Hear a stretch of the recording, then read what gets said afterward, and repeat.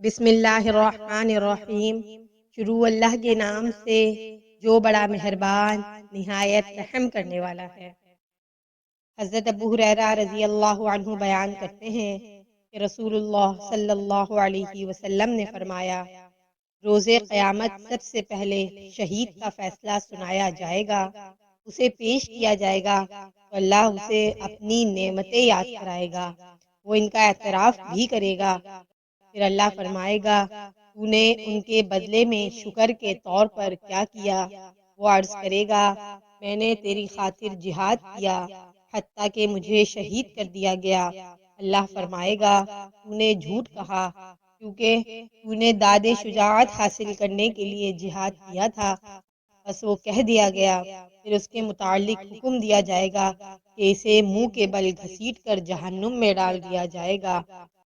دوسرا شخص جس نے علم حاصل کیا اور اسے دوسروں کو سکھایا اور قرآن کریم کی تلاوت کی، اسے بھی پیش کیا جائے گا تو اللہ اسے اپنی نعمتیں یاد کرائے گا، وہ ان کا اعتراف کرے گا۔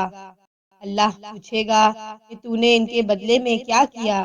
وہ عرض کرے گا، میں نے علم سیکھا اور اسے دوسروں کو سکھایا اور میں تیری رضا کی خاطر قرآن کی تلاوت کرتا رہا۔ اللہ فرمائے گا، تو نے جھوٹ کہا، البتہ تو نے علم اس لیے حاصل کیا تھا کہ تمہیں عالم کہا جائے اور قرآن پڑھا تاکہ تمہیں قاری کہا جائے۔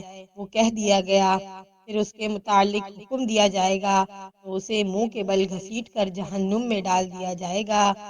اور تیسرا وہی شخص جس نے اللہ تعالیٰ نے مال اور زر کی جملہ اقسام سے خوب نوازا ہوگا، اسے پیش کیا جائے گا تو اللہ اسے اپنی نعمتیں یاد کرائے گا، وہ انہیں پہچان لے گا تو اللہ پوچھے گا، تو نے ان کے بدلے میں کیا کیا؟